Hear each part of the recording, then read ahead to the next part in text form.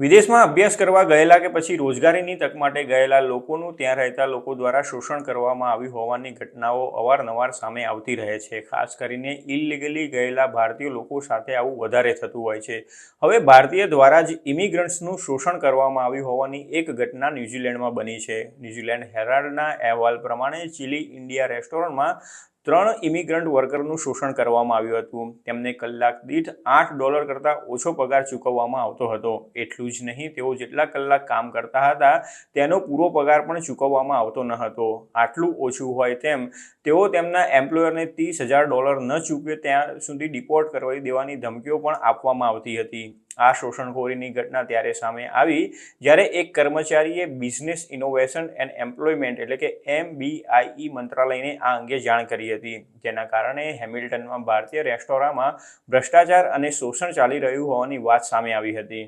Employment relation ઓથોરિટીએ હવે કર્મચારીઓની તરફેણમાં ચુકાદો આપ્યો છે। ડિન્સડેલમાં આવેલી ચિલી ઇન્ડિયા રેસ્ટોરાં જયંત કૌશલ અને દીપ્તિ કૌશલની માલિકીની હતી અને તેઓ જેડી ફૂડ્સ હેઠળ આ રેસ્ટોરાં ચલાવતા હતા। જોકે શોષણની આ ઘટના સામે આવી ત્યારથી તેને બંધ કરી દેવામાં આવી છે।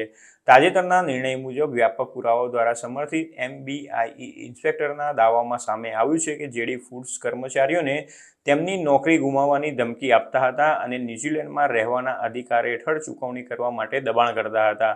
તપાસમાં જાણવા મળ્યું હતું કે કેટલાક કર્મચારીઓને કલાક દીઠ $7.68 જેટલું ઓછું વેતન આપવામાં આવતું હતું।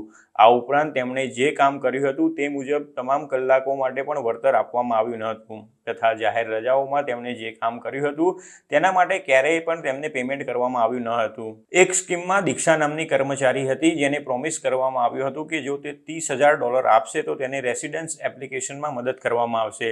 જયંત અને દીપ્તિએ ભારતમાં તેમના માતા પિતાને અને ત્યારબાદ એક સહયોગી અમિત શેઠને નાણાં ટ્રાન્સફર કરીને આ પેમેન્ટ્સને અસ્પષ્ટ કરવાનો પ્રયાસ કર્યો હતો। આ લોકોએ બાદમાં તેમને તમામ રકમ પાછી ટ્રાન્સફર કરી દીધી હતી। ઇન્સ્પેક્ટરે સાક્ષીઓનું 9 દિવસ સુધી ક્રોસ એક્ઝામિનેશન કર્યું હતું, પરંતુ આ દરમિયાન રેસ્ટોરન્ટ માલિક જયંત અને દીપ્તિએ તેમની સામે કાવતરું રચવામાં આવ્યું હોવાનો આરોપ લગાવીને પોતાનો બચાવ કરવાના પ્રયાસ કર્યા હતા। જોકે દીપ્તિ કૌશલે સ્વીકાર્યું હતું કે તેણે ખોટા પુરાવા ઊભા કર્યા હતા અને સાક્ષીઓને જુઠ્ઠું બોલવા માટે દબાણ કર્યું હતું, ત્યારે તેમનો બચાવ ઢીલો પડી ગયો હતો। પ્રિસાઇડિંગ ઓફિસર લોટ્સે જયંત અને દીપ્તિની જુબાનીને ખોટા દાવાઓ તરીકે વર્ણવી હતી અને નોંધ્યું હતું કે તેમના સાક્ષીઓ જુઠ્ઠું બોલવા સિવાય કંઈ કરતા નથી। લોટ્સે જેડી ફૂડ્સ વિરુદ્ધ ચુકાદો આપ્યો હતો અને તેમને લઘુત્તમ વેતન, રજાનો પગાર અને વાર્ષિક રજા ચૂકવવામાં નિષ્ફળતા સહિત એમ્પ્લોયમેન્ટ કાયદાના ભંગ માટે દોષિત ઠેરવ્યા હતા। જેડી ફૂડ્સ અને જયંત તથા દીપ્તિને $99,000નો દંડ ફટકારવામાં આવ્યો છે। તેમાં જેડી ફૂડ્સે ઓછું વેતન ચૂકવવા, જાહેર રજાઓ અને વાર્ષિક રજાના પગાર માટે $18,496 ચૂકવવાનો આદેશ આપવામાં આવ્યો છે। આ ઉપરાંત જેડી ફૂડ્સે કર્મચારીઓ પાસેથી પ્રાપ્ત પ્રીમિયમ માટે $42,323 ચૂકવવા પડશે। આની સાથે તેમને આ રકમ પર $7,387નું વ્યાજ પણ આપવું પડશે। આ ઉપરાંત જેડી ફૂડ્સે ઇન્સ્પેક્ટરને દંડ અને ઉલ્લંઘન માટે $21,000 ચૂકવવા પડશે, જ્યારે જયંત અને દીપ્તિ કૌશલે ઇન્સ્પેક્ટરને દંડ અને ઉલ્લંઘન માટે સંયુક્ત રીતે $10,500 ચૂકવવા પડશે। આ ચુકાદો શોષિત કામદારો માટે નોંધપાત્ર વિજય દર્શાવે છે અને ન્યૂઝીલેન્ડમાં ઇમિગ્રન્ટ વર્કર્સમાં કાર્યસ્થળના શોષણના ચાલી રહેલા મુદ્દાઓ પર પણ પ્રકાશ પાડે છે।